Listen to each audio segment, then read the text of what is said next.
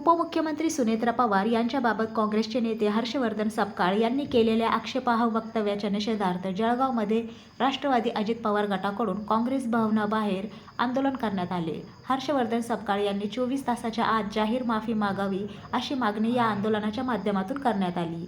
या आंदोलनात माजी मंत्री गुलाबराव देवकर, जिल्हाध्यक्ष संजय पवार यांच्यासह पक्षाचे पदाधिकारी आणि कार्यकर्ते मोठ्या संख्येने सहभागी झाले होते। दरम्यान आंदोलनासाठी आलेल्या राष्ट्रवादी काँग्रेसच्या पदाधिकाऱ्यांचे काँग्रेसच्या पदाधिकाऱ्यांनी गुलाब पुष्प देऊन स्वागत केले।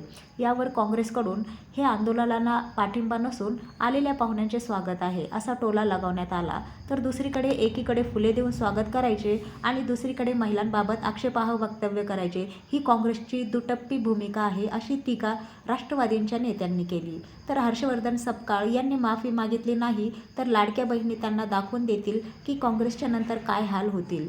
या आंदोलनामुळे जळगावमध्ये राजकीय वातावरण चांगलेच तापल्याचे पाहायला मिळाले आहे। एका बाजूला आमच्या वहिनी साहेबांना पहाडा एवढं दुःख झालेलं आहे। पहाडासारखा नेता, महाराष्ट्राचा सर्वांना हवा वाटणारा नेता आमचे अजितदादा जाऊन 6 महिने झाले नाही।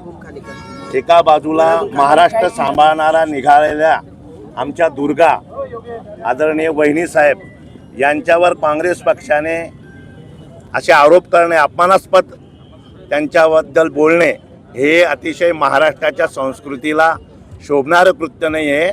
त्यामुळे आमची पहिली मागणी आहे, 24 तासाच्या आत हर्षवर्धन सपकाळ यांनी जाहीर माफी मागावी, तरच हे आंदोलन आमचं शांत राहील।